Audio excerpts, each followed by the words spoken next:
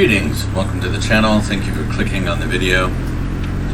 Today I'd like to talk a little bit about poking a little fun at myself with the local celebrity on the thumbnail for the video.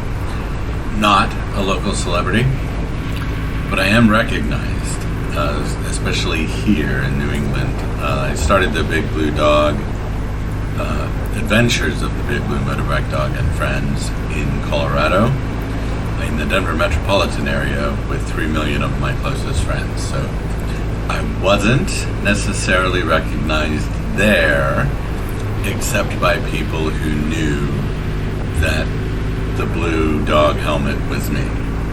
So my neighbors recognized me, fellow riders that recognized me. There was another rider, Mr. Green was the name of him in his helmet. He would go riding with me. People would take our pictures, and we'd talk about a little bit about what the group was about, that it was about awareness, advocacy, and safety for motorcyclists, and to, save a life, look twice, that type of thing.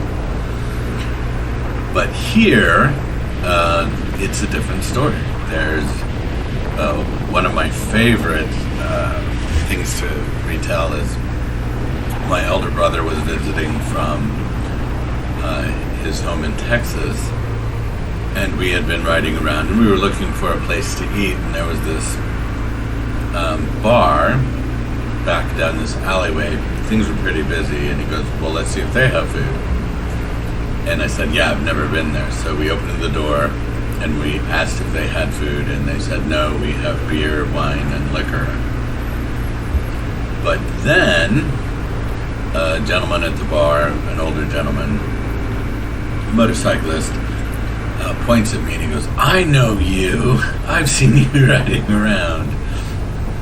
You usually ride with somebody with a pink helmet. And my brother, just kind of laughed, and he's like, yeah, that's his wife. And he goes, I see you all over. Those are great. And that's kind of how it goes. Am I a local celebrity? Absolutely not. People don't, ever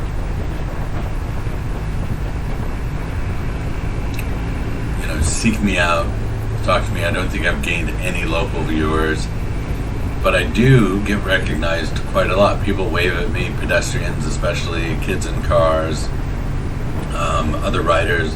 We used to call it cool points when we'd ride by some more exclusive riding groups. I won't get into brand names or whatever. I'm sure everybody knows the ones that typically only wave at people who ride the same manufacturer. And every time we'd get one of them to wave at us, we would call that a cool point, that we collected a cool point from them because they waved at Muppets riding around on motorcycles. Now that it's just me riding around, I've noticed that cool points are super easy to get now. Everybody is waving, and I believe it's because I've made a real concerted effort to be even more friendly when I wear the dog helmet, so that people associate, and this was one of the plans from the beginning, that people associate the Muppet, it's not an official Muppet, I'm not violating a trademark, it's a dog, it's a blue dog, there's big long ears, people are mistaken for Cookie Monster or other things, but it's literally just a blue dog helmet that I got from UK. I saw them originally in the paddock for Isle of Man. They would put the covers on the helmets, and I thought, let's order some of these and see what we can do. And then my wife, who's exceptionally creative, she's currently with her daughter in Virginia, modified the helmet. She did the eyes, she did the eyebrows. She made sure that I had certain ways I could adjust it and Velcro it so that it would stick to the helmet better. She did a lot of work on it, and so it's a 100% completely unique piece, and it really does a lot to disarm the nervousness and the anxiety and maybe the apprehension that people have around motorcyclists even to the point where there's a story when we were in Colorado, and we went out to a small town on the high desert plains, and there was a place called Country Burger, and we started looking around at Country Burger, and after we were done eating, this elderly woman came out and wanted to take a picture with us. So we, of course, let her take our picture, and it was just a whole lot of fun being able to participate in that, because that was exactly what we were looking for. It was something along the lines of, what can we do so that the motoring public at large sees a motorcycle, and instead of getting annoyed and rolling up the windows so they don't have to hear it, or whatever things, so that they get more isolated from it, that it attracts their attention, that they might go, oh, is that Muppet? No, it's not that Muppet. Okay, it's still a bike, and I still saw it, and I'm still going to be careful. And that it's not fear-inspired. That's the other thing that I think one particular brand group, sect inside that brand group, got totally wrong, in my opinion, is imitating the one percenters. One, I think it annoys the one percenters, and that's never a good idea. And two, it portrays a unwarranted, unneeded, unnecessary image that conveys, don't interact with me, don't start a conversation with me unless you look like me, dress like me, ride my bike, that type of thing. And I always thought that was a bit unfortunate. What I thought was even more unfortunate was that same sect tended towards the misogynistic t-shirts and signs, and also tended more towards what I would call exclusivity instead of inclusivity. And I don't even know if those are words, but inclusivity, I don't know if that's a word, but what I mean is making an environment to include people in motorcycling. One of the most discouraging things that I'm looking at right now is we thought that the problem was that old guys like me were aging out. Older guys than me, my previous generation, older generation, were aging out of motorcycling faster than we were getting new riders, and we thought that was the problem. Well, the problem's compounded. The new riders that we're getting, most of them don't make it 2 years. And the things that they quote most often are safety, and that just goes, oh my gosh, it's just, there's so many more technologies that help riders ride safely.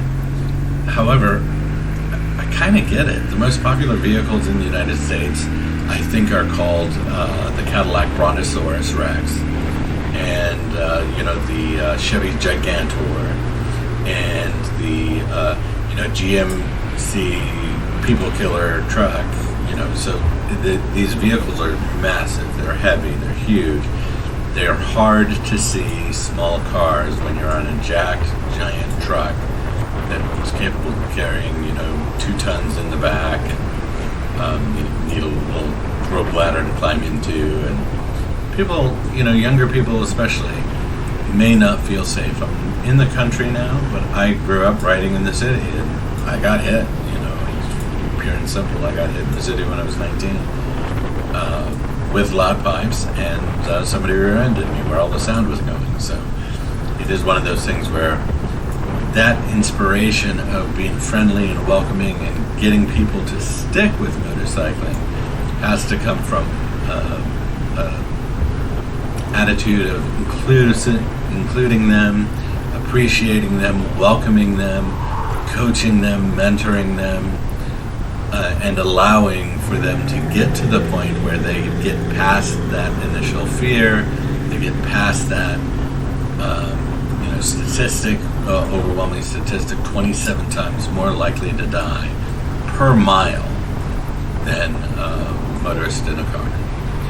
And the financial aspects, where most of the wealth has gone to the ultra rich, and it's been pretty static for everybody else, while costs have been going up. It makes recreational vehicles, like motorcycles, a lot less appealing. If I can get a nice used car with some crumple zones and a metal cage and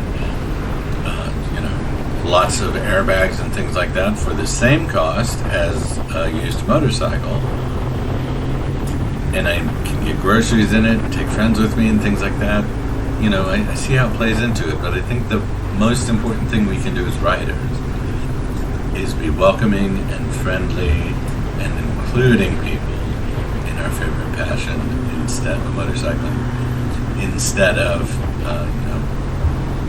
real bikers this, real bikers that. You're not a real biker if you don't X. I think that culture has to go, and so that's why I'm doing the Big Blue Motorbike Dog helmet. That's why I'm super, super glad that people do recognize me, because I think they go, hey, he's one of us, in the small towns around here. I recognize him, I've seen him around. I don't want to hurt somebody who's one of us. I'll be careful and I'll look. And I think there's a lot to be said for that. I don't recommend, I'm not recommending everybody go out and get a fuzzy helmet cover. However, I am recommending that everybody, take that attitude of, being friendly and inclusive, especially with non-riders, and especially with young people who are interested in riding, and give them good advice. Don't say your first bike has to be, over 1200 cc's. It's ridiculous. They can start on a Meteor 350 just as easy for a lot less money, especially if they get one used, and really learn how to throw that bike around with a real confidence, inspiring bike. And when you go riding with them, you don't need to give it the beans and leave them in the dust. You can have them follow and just say, I'll just follow you. Just go as slow or fast as you want to go, and I'll follow you. If you've got a comm system, you can let them know, hey, you're going a little hot into these corners. Slow in, fast out is your best way. Hey, you might want to go a little wide around this corner. Slow and wide, so you've got better visibility on this blind corner, just in case there's something on the road. Coach them a little bit, let them know that you appreciate what they're doing and you're welcoming into the hobby or the sport of motorcycling. I know this sounds a little preachy, and I apologize for that. I absolutely mean no offense to anyone.